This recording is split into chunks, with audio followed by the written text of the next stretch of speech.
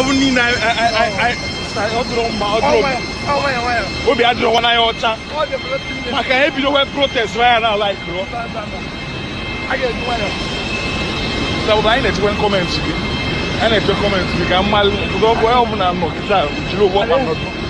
At the end of the day, it will not expect much from them because you're trying to remove a situation that has been there for years. But what we need is to remain calm and persistent, saying this is wrong. We will not get it. We will remain calm. We will remain persistent. We can no longer take it.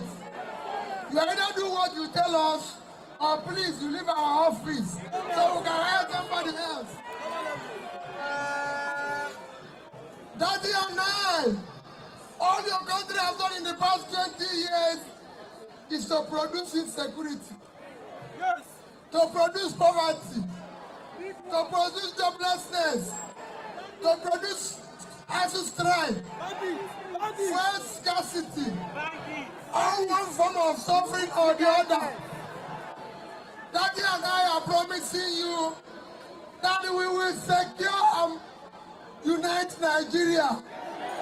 So that when we start, after some years, no Nigerian will say, I'm from the West, East, North, but we'll be proud to say, it's a Nigeria.